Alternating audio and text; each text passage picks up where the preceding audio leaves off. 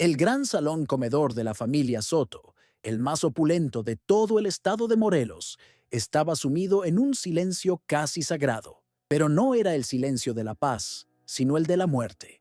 La larga mesa de caoba, minutos antes el escenario de risas arrogantes y conversaciones sobre ganancias, era ahora un altar macabro. Platos de plata con manjares intactos, frutas exóticas y panes finos yacían como ofrendas a una cena fúnebre. El aire estaba pesado, no con el aroma del banquete, sino con el olor dulzón del vino caro derramado y el sutil hedor metálico de la muerte súbita, un perfume que se adhería a las cortinas de terciopelo y a los candelabros de cristal. 12 hombres, los hacendados más ricos y poderosos de la región, estaban esparcidos por la sala en poses grotescas de agonía. Algunos estaban caídos sobre la mesa, los rostros hundidos en los platos, como si se hubieran quedado dormidos en su última comida. Otros habían caído de sus sillas, los cuerpos retorcidos en el suelo de mármol, las manos en garra apretando la garganta o el estómago. En cada rostro, una máscara de dolor y sorpresa, los ojos vidriosos de quien ha visto a la muerte llegar de forma invisible e implacable. Eran los titanes que gobernaban Morelos, reducidos a muñecos rotos en su propio banquete de poder. En medio de esta carnicería silenciosa, una figura permanecía de pie, inmóvil e intacta por el caos. Era Ximena, la esclava personal de la casa, la mujer que, minutos antes, se movía entre ellos como una sombra, llenando sus cálices. No miraba los cuerpos con horror ni satisfacción. Su rostro, un mapa de sufrimiento pacientemente soportado, estaba desprovisto de toda emoción. Había un vacío en sus ojos, no de shock, sino de finalización. La calma glacial con la que observaba la escena era más perturbadora que cualquier grito de triunfo, la serenidad de un ángel de la muerte que acababa de concluir su divina y terrible tarea. Su mirada se posó en la figura en el suelo cerca de la cabecera de la mesa. Era su amo, Don Diego de Soto, el líder de aquel cartel de tiranos. Fue el último en morir, su constitución más fuerte luchando inútilmente contra el veneno. Se retorcía en el suelo. Los sonidos de su agonía eran gorgoteos bajos. Sus ojos encontraron los de Ximena, y en ellos había una pregunta desesperada, una súplica por comprensión o por ayuda. Ximena solo lo observó, su rostro un lienzo en blanco, mientras el último aliento dejaba el cuerpo de su amo. El último eslabón de sus cadenas se había roto. Los instrumentos de la masacre estaban por todas partes, brillando a la luz de las velas. Eran los cálices de plata, algunos aún en la mano de los muertos, otros caídos, derramando las últimas gotas de su contenido venenoso. El vino, un Borgoña carísimo importado de Europa, manchaba el mantel de lino blanco como sangre arterial. El arma del crimen no había sido una espada, una pistola o un puñal. Había sido el propio símbolo de la camaradería y celebración de aquellos hombres. Fueron asesinados por el lujo, envenenados por su propio brindis. La justicia, aquella noche, no solo fue mortal, fue poética. Con los 12 tiranos silenciados para siempre, un capítulo de la historia de Morelos había terminado de forma sangrienta. Ximena dio una última mirada a su obra, la cosecha de una venganza sembrada por la crueldad y regada por sus lágrimas. Ya no había nada para ella allí. Con la misma calma con que había servido el veneno, se dio la vuelta y caminó hacia las sombras de la cocina, desapareciendo antes de que sonara la primera alarma. ¿Qué llevaría a una mujer, una sierva invisible, a orquestar el exterminio de una docena de hombres todopoderosos? La venganza fue el último y más amargo plato de la noche. Suscríbete para descubrir la historia de un conocimiento prohibido y de una justicia meticulosa. El estado de Morelos, alrededor de 1750, era una alfombra verdeante de caña de azúcar que se extendía bajo un sol implacable. Esta belleza natural, sin embargo, era la fachada de un sistema feudal brutal. La tierra no pertenecía al pueblo, ni siquiera a la corona española de forma práctica. Pertenecía a un puñado de familias, los hacendados, que gobernaban sus dominios como reyes absolutos. La riqueza que fluía de esta tierra era inmensa, construida sobre una base de trabajo esclavo tan cruel que la expectativa de vida en los campos raramente pasaba de los 30 años. Morelos era un paraíso para pocos y un infierno verde para la gran mayoría. un lugar donde la vida humana tenía menos valor que un saco de azúcar. La ley en Morelos era un concepto flexible, moldeado por los intereses de los ricos. Los magistrados y los oficiales de la corona eran frecuentemente invitados de honor en las fiestas de los hacendados, sus lealtades compradas con vino caro, regalos generosos y la promesa de participación en las ganancias. La justicia era un producto en venta y los dueños de los ingenios eran sus mayores accionistas. En este escenario, un esclavo no tenía derechos, ni siquiera el derecho a su propia vida. Eran considerados piezas, artículos en el inventario de una hacienda, y sus amos podían disponer de ellos como bien les pareciera, sin temor a ninguna consecuencia legal o divina. La impunidad era el aire que los poderosos respiraban. La hacienda de los Soto era el epicentro de este poder. Era la más grande, la más rica y la más temida de todas las propiedades de la región. La Casa Grande, un palacio de 2 pisos con arcos de piedra y patios interiores repletos de fuentes, era un oasis de lujo. La vida allí era una celebración perpetua de la propia riqueza, con un flujo constante de bailes, cenas y corridas de toros privadas. La música clásica, interpretada por orquestas contratadas a menudo, se mezclaba con los sonidos distantes del sufrimiento, creando una disonancia que solo los más sensibles, como Jimena, eran capaces de notar y resentir. Los barracones de la hacienda, en contraste, eran un retrato de la miseria absoluta. Eran galerones largos y superpoblados, con techos de paja que goteaban y suelo de tierra apisonada. Los esclavos dormían en literas de madera, a menudo encadenados durante la noche para evitar fugas. La comida era escasa y de pésima calidad, suficiente solo para darles energía para el día siguiente de trabajo exhaustivo. Las enfermedades se propagaban rápidamente en esos ambientes insalubres, y la única medicina disponible era la resistencia del propio cuerpo o los conocimientos secretos que algunos, como Jimena, traían de su tierra natal. El poder en Morelos se consolidaba por una alianza profana conocida como los 12. Eran los 12 hacendados más influyentes, liderados por don Diego de Soto. Se reunían regularmente, rotando entre sus propiedades, para festejar, hacer negocios y, lo más importante, para conspirar. Eran una mafia de nobles, usando su riqueza y poder colectivo para aplastar cualquier competencia, intimidar a las autoridades y asegurar que su control sobre la región permaneciera absoluto. Eran una hidra de 12 cabezas, cada una tan venenosa como la otra, con don Diego sirviendo como el cerebro central de la monstruosidad. La camaradería de ellos se cimentaba no solo en intereses comerciales, sino en una depravación compartida. Sus fiestas eran famosas por su crueldad. Organizaban peleas entre esclavos hasta la muerte, haciendo apuestas sobre sus campeones. Trataban a las esclavas como propiedad sexual colectiva, siendo su disponibilidad parte de la hospitalidad ofrecida por el anfitrión. Estas atrocidades se cometían abiertamente, sin miedo, pues ellos eran la ley. Para los 12, el sufrimiento de sus piezas no era solo un subproducto de su riqueza, era una fuente de entretenimiento, una afirmación de su poder divino sobre la vida y la muerte. Don Diego de Soto era la encarnación perfecta de esta mentalidad, un hombre de mediana edad, con un rostro que podría haber sido apuesto si no fuera por la crueldad grabada en sus rasgos. Era el más astuto y sádico de todos.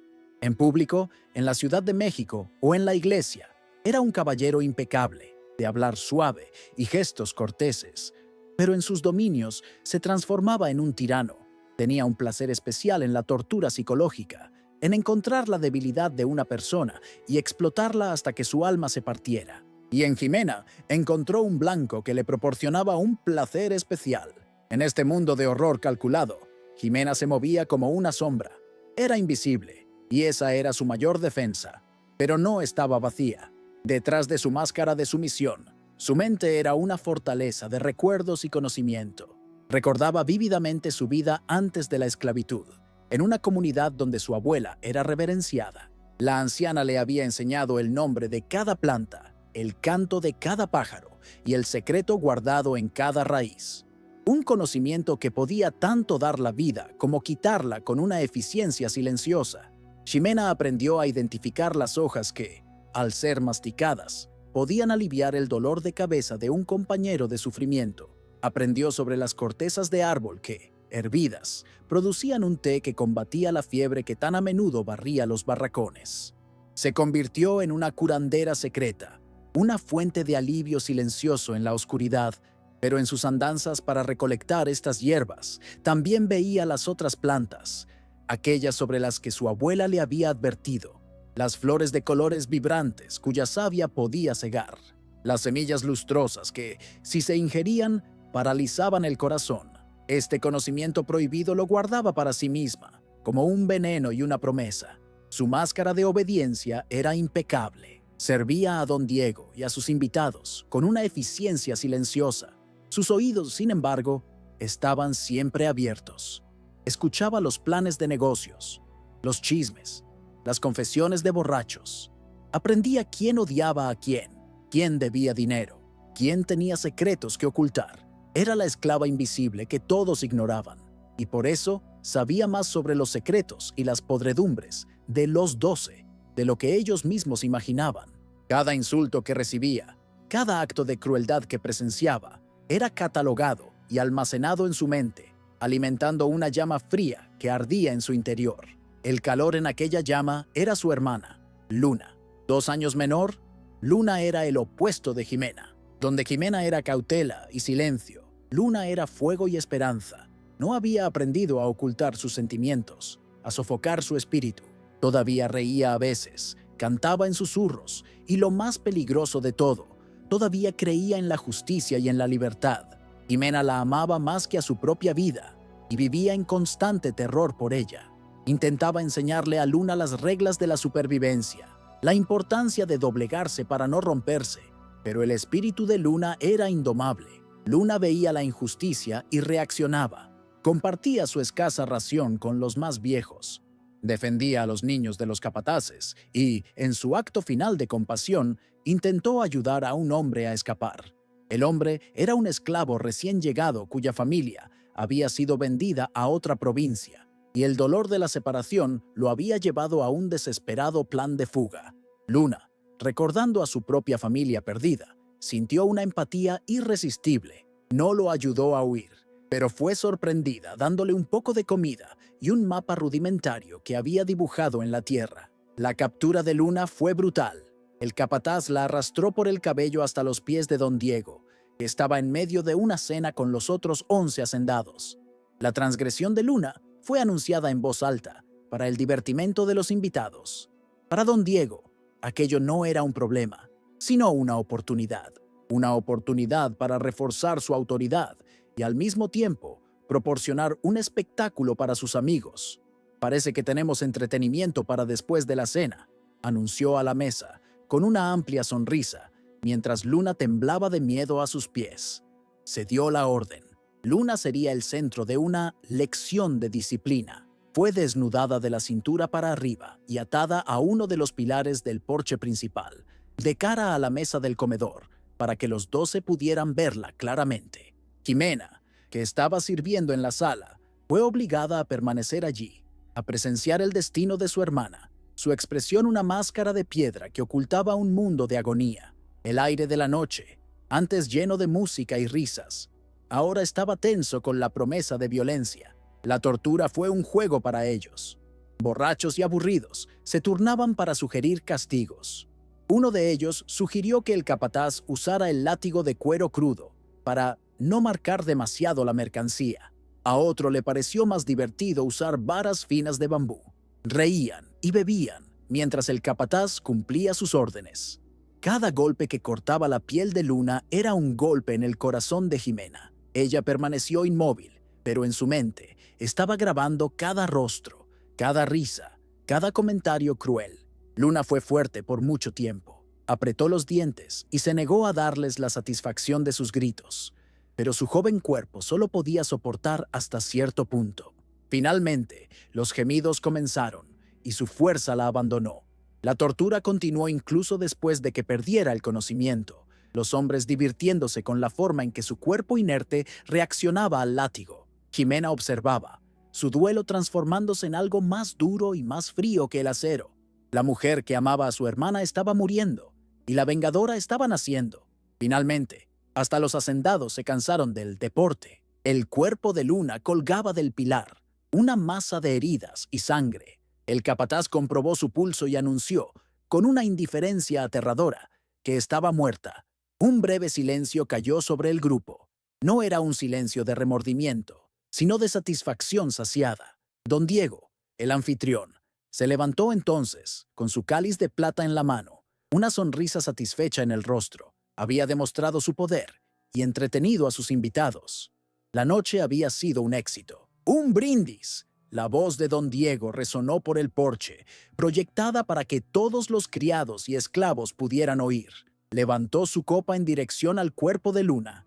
Por la disciplina que mantiene nuestro orden y por nuestra amistad que garantiza nuestra fuerza. Los otros 11 hombres se levantaron, riendo en aprobación, y alzaron sus propios cálices. Por la disciplina, repitieron en coro. El sonido del tintineo de los 12 cálices de plata, brindando por la muerte de su hermana, fue el sonido que partió el universo de Jimena. En ese instante, todo el calor abandonó el alma de Jimena. El amor, el miedo, el dolor, todo fue incinerado y reemplazado por un hielo eterno. El sonido del brindis fue el martillo que forjó su propósito. No sintió tristeza, sintió una claridad terrible. Miró los 12 rostros sonrientes, los 12 hombres que brindaban con la sangre de su hermana, e hizo una promesa silenciosa. Los vería brindar de nuevo, a todos ellos, juntos, una última vez, y ella misma les serviría el vino. El plan para la masacre más poética de Morelos estaba trazado, pero el peligro era inmenso. ¿Crees que logrará su venganza contra todos ellos? Comenta tu predicción. Deja un like si estás de su lado y sigue viendo para presenciar el clímax de esta historia. Los meses que siguieron a la muerte de Luna fueron un estudio de paciencia y disimulo. Jimena no mostró duelo. Lo enterró tan profundamente en su alma que se transformó en hielo. Para el mundo exterior, se convirtió en la esclava perfecta.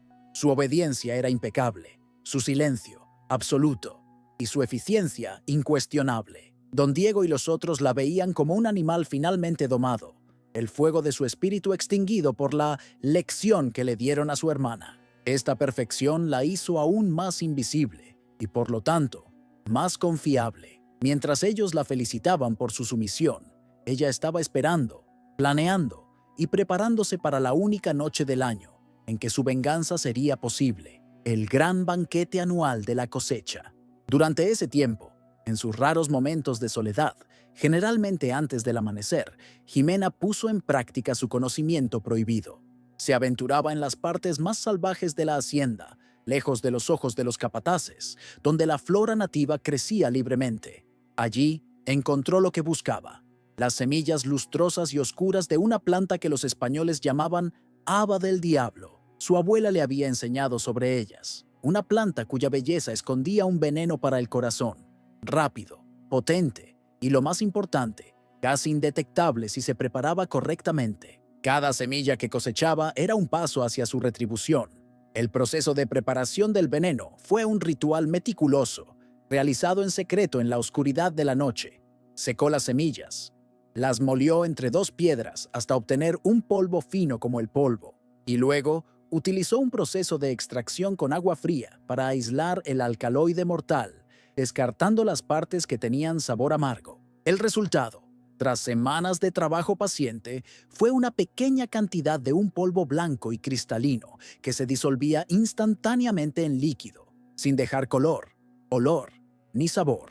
Era un arma perfecta, una muerte silenciosa que podía llevar en la palma de su mano. La curandera en su interior se había convertido en una alquimista de la venganza. Finalmente, llegó la noche del banquete anual. La hacienda de los Soto estaba en su máximo esplendor, iluminada por cientos de velas y antorchas. Todos los 12 miembros del círculo estaban presentes, vestidos con sus mejores sedas y terciopelos, celebrando otro año de ganancias exorbitantes. Comían, bebían y reían, sus voces arrogantes resonando por el gran salón comedor. Eran depredadores en su hábitat natural, saciados y descuidados, completamente ajenos al hecho de que la casa más peligrosa de todas se movía silenciosamente entre ellos, con la muerte escondida en un pequeño paquete en su delantal.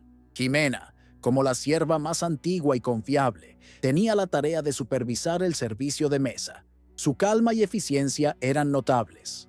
En el apogeo de la noche, después del plato principal, don Diego, borracho y expansivo, dio la orden que ella esperaba. «Jimena», bramó, «trae el vino de la bodega particular, el Borgoña de reserva. Es hora de nuestro brindis tradicional». Le entregó una pesada llave de hierro. El destino, con una ironía cruel, estaba haciendo que él mismo le entregara la llave de su propia destrucción y la de sus amigos. Jimena se inclinó en asentimiento y se retiró. En la fría soledad de la bodega, llegó el momento de la verdad. Con manos perfectamente firmes, abrió la botella del vino más caro y lo vertió en un decantador de cristal. Luego, sacó el pequeño paquete de su delantal. Sin dudarlo, vertió el polvo blanco y fino en el vino tinto oscuro.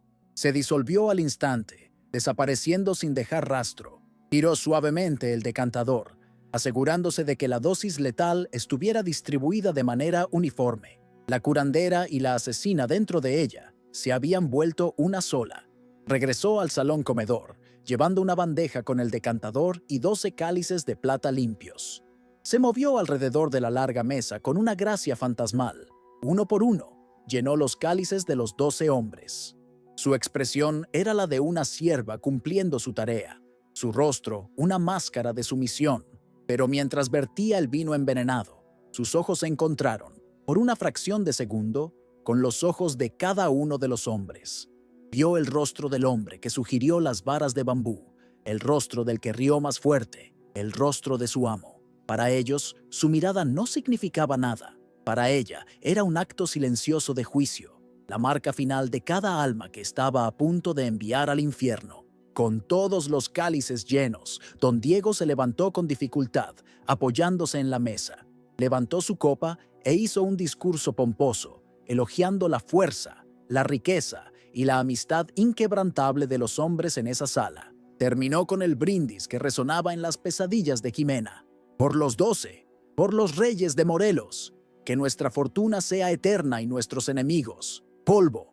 Los otros 11 se levantaron, sus voces uniéndose en un coro de aclamación. «Por los 12», gritaron, y alzaron sus cálices en el aire, el metal brillando bajo la luz de los candelabros. Bebieron. Al unísono, los 12 hombres llevaron los cálices a sus labios y tragaron el vino rico y envenenado. Por un terrible momento de suspense, no pasó nada. Bajaron las copas, algunos sonriendo, otros limpiándose los labios. Don Diego le guiñó un ojo a Jimena, un gesto de aprobación por haber servido el buen vino. Jimena permaneció en su rincón, una estatua de paciencia, observando y esperando que el conocimiento de su abuela resultara verdadero. El silencio en la sala era denso, la calma que precede a una tormenta violenta y mortal. El primero en caer fue un hacendado corpulento en medio de la mesa. Soltó un sonido de ahogo, sus ojos desorbitándose en confusión. Se llevó la mano al pecho y cayó hacia adelante, su cabeza golpeando la mesa con un ruido sordo. Luego, como una fila de fichas de dominó, los otros comenzaron a reaccionar. Un segundo hombre se agarró la garganta, incapaz de respirar. Un tercero cayó de su silla, su cuerpo convulsionando violentamente en el suelo. El salón, antes lleno de risas, se transformó en una cámara de agonía. La confusión se convirtió en pánico, y el pánico en la certeza de la muerte. En menos de un minuto, el salón comedor se convirtió en una morgue. La celebración se transformó en un coro de gemidos, ahogos y el sonido final de cuerpos cayendo. Don Diego fue uno de los últimos en sucumbir.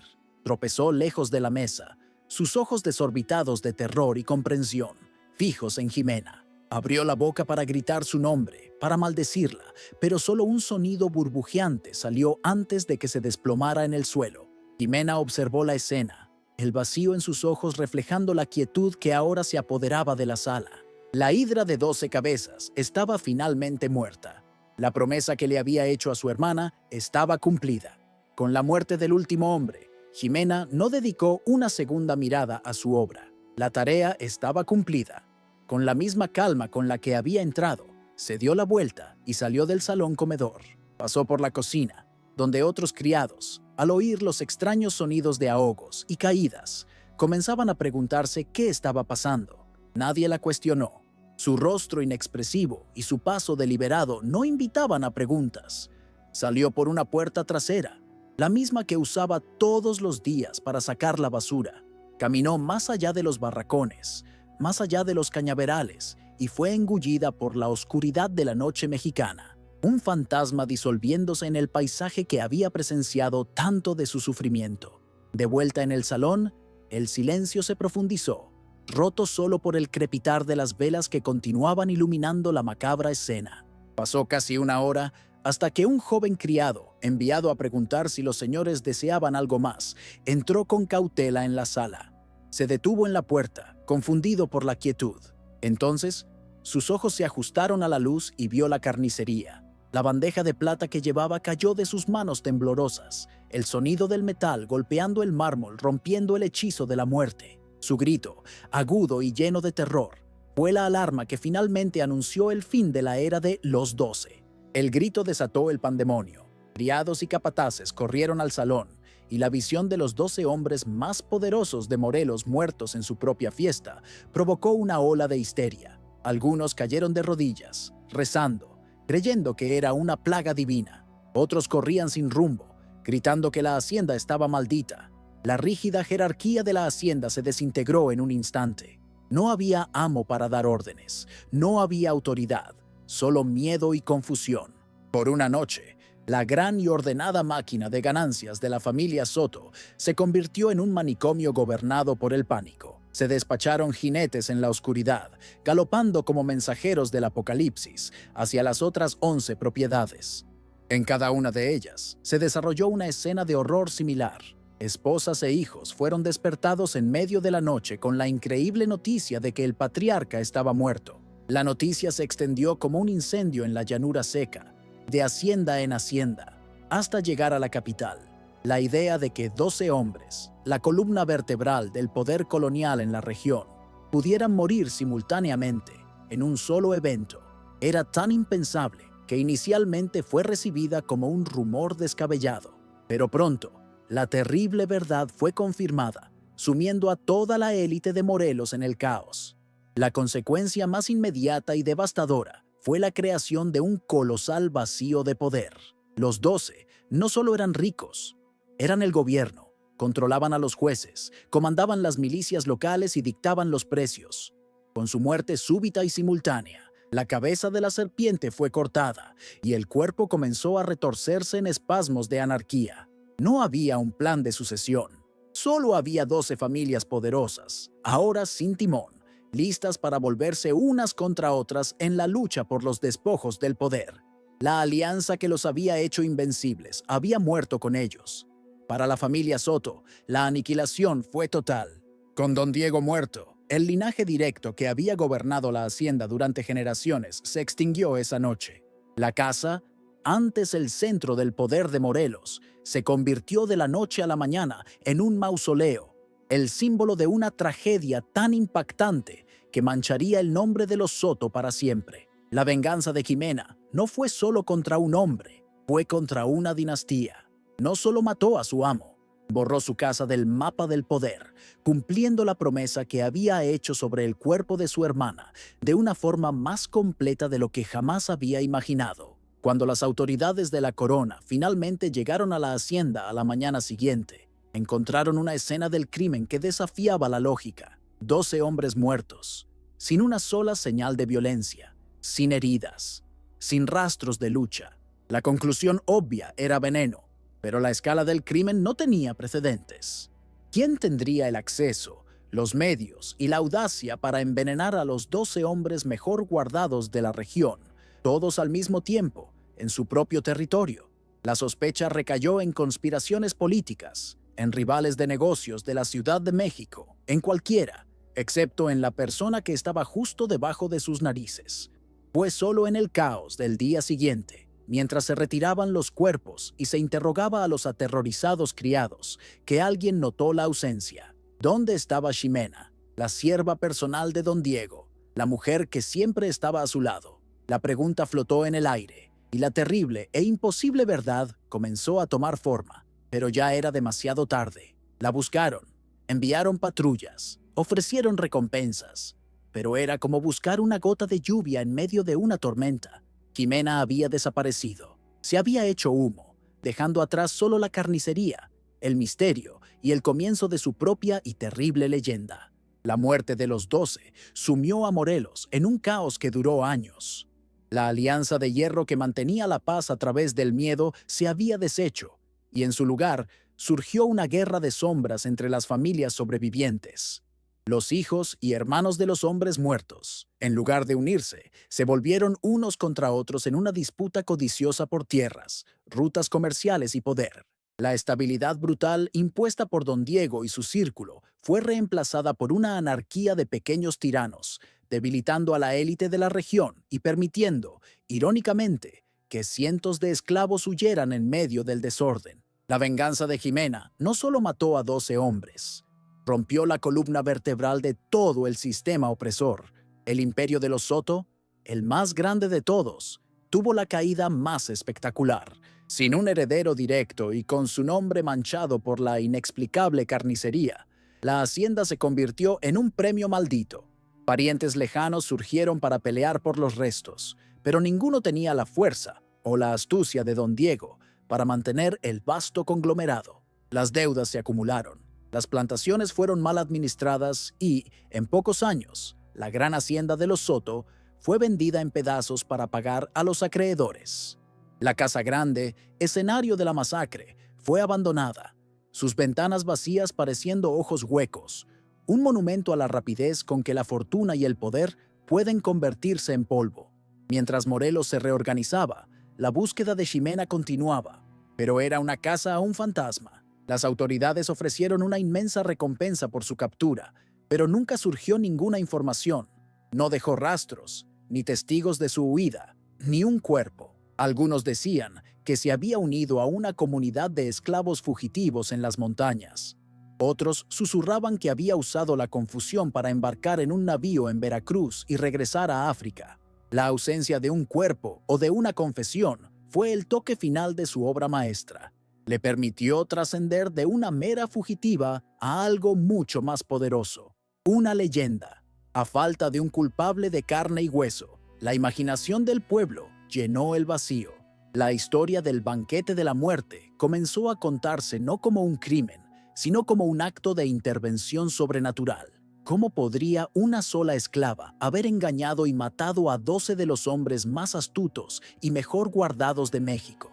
Para los oprimidos, la explicación era simple. No actuó sola. Era un instrumento, un avatar de la justicia divina, o quizás de una forma más antigua y terrenal de magia. Su venganza era tan perfecta, tan poética, que solo podría haber sido guiada por fuerzas más allá de la comprensión mortal. Ganó un nombre en los susurros que viajaban de los cañaverales a las cocinas de la ciudad. No la llamaban asesina ni fugitiva, la llamaban la Dama del Brindis Amargo. El nombre capturaba perfectamente la esencia de su acto, la elegancia, la feminidad y la ironía cortante de usar el símbolo de celebración de sus opresores como su arma. La dama no era una figura de violencia bruta, era una figura de inteligencia letal, una estratega que transformó su servicio en su espada y el vino de su amo en su veneno. Su leyenda tuvo un efecto real y duradero en la psique de la élite de Morelos. Una paranoia sutil, pero persistente, se instaló en las grandes casas. Los nuevos hacendados, los hombres que ascendieron al poder después de la masacre, comenzaron a mirar a sus propios siervos con un nuevo tipo de miedo. El criado silencioso que llenaba su copa, la cocinera invisible que preparaba su comida, cualquiera de ellos podría ser otra Ximena en potencia, escondiendo un conocimiento mortal detrás de una máscara de sumisión. La confianza absoluta y ciega del amo en su esclavo se rompió para siempre. Cada brindis, en cada cena, llevaba ahora la sombra del brindis amargo. Para la población esclavizada, la historia de la dama era un evangelio secreto, un cuento de esperanza prohibida. En un mundo donde la única respuesta a la opresión parecía ser la rebelión violenta y suicida, la historia de Ximena ofrecía una nueva y poderosa alternativa, la de la paciencia y la inteligencia. Enseñó que la mente podía ser un arma más afilada que cualquier machete. Su venganza no fue un acto impulsivo de furia, sino el resultado de una planificación fría y meticulosa. se convirtió en un símbolo de la resistencia intelectual, la prueba de que la verdadera fuerza no estaba en los músculos, sino en el conocimiento. Por encima de todo, la leyenda de Jimena trataba sobre el poder de los invisibles. Era la persona en la sala que nadie notaba. Su presencia se daba por sentada, sus emociones, consideradas inexistentes.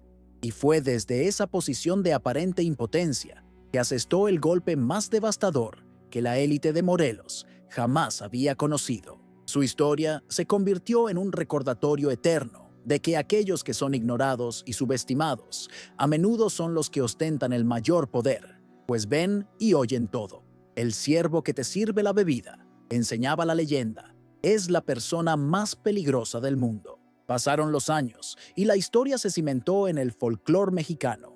La verdad factual de lo que ocurrió aquella noche de 1750 se mezcló con el mito, haciendo imposible separar uno del otro. La dama del brindis amargo se convirtió en una figura espectral, una leyenda contada para advertir a los arrogantes y para inspirar a los desesperados. La ruina de la casa de los Soto permaneció por más de un siglo, un recordatorio físico de que incluso la dinastía más poderosa puede ser derribada desde adentro por una sola persona con la voluntad y el conocimiento para hacerlo. Así, Ximena alcanzó una forma de inmortalidad. Nunca fue encontrada, pero su presencia nunca abandonó Morelos. Se convirtió en un susurro en el viento que soplaba a través de los cañaverales, un fantasma de justicia poética que atormentaba la conciencia de los ricos y poderosos. Su venganza no solo eliminó a sus verdugos, sino que también dejó una lección duradera. La rebelión más eficaz no siempre es la más ruidosa, y la justicia más satisfactoria es, a menudo, la que se sirve fría, en un cáliz de plata. ¿Puede la justicia encontrarse en un acto de venganza? ¿Es el conocimiento el arma más poderosa contra la tiranía? Deja un like si esta historia te impactó. Suscríbete para más historias sobre los vengadores más brillantes y olvidados del pasado. Comenta justicia si crees que su brindis fue merecido.